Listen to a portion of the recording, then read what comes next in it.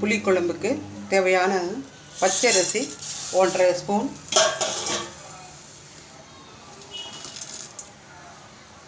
உளுந்து 2 table spoon.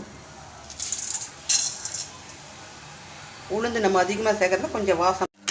பச்சரிசி உளுந்து கொஞ்சம் வரட்டும்.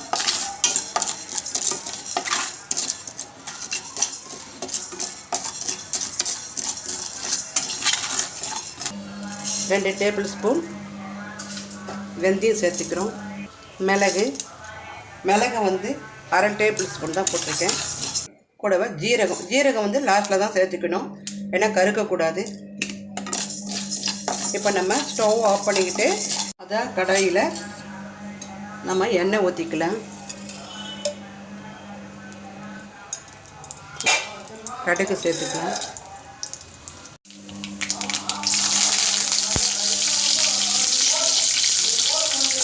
சின்ன வெங்காயம், பூண்டு, பெரிய வெங்காயம் சேர்த்துக்கலாம். சின்ன வெங்காயம், பூண்டு, பெரிய வெங்காயம் நல்லா பொன்னிறமாக வரட்டும். அப்புறமா நம்ம வறுத்தது ஆறிடுச்சு. இப்போ நம்ம பொடிச்சிக்கலாம். நைஸாக அரைக்கக்கூடாது, கொஞ்சம் கொரகொரப்பாக கேசரி ரவை போல் பொடிச்சிக்கலாம்.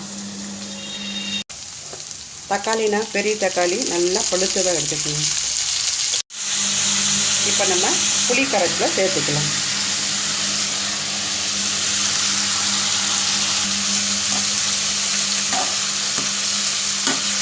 குழம்பு நல்லா எண்ணெய் பிரிஞ்சு வந்துருக்கு. இப்போ நம்ம பொடிச்சு வச்ச பொடியை சேர்த்துக்கலாம். இந்த குழம்பு வந்து இட்லி, தோசை ரொம்ப சூப்பராக இருக்கும். சாப்பாட்டுக்கும் சூப்பராக இருக்கும். இது வந்து ஒரு வாரம் ஆனாலும் கெடாது. இப்போ நம்ம பொடி சேர்த்ததும் கெட்டியாகிடுச்சு பாருங்க.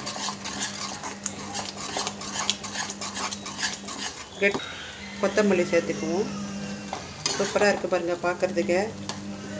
இப்போ எண்ணெய் பிரிஞ்சு வந்தது நம்ம இறக்கிக்கலாம்.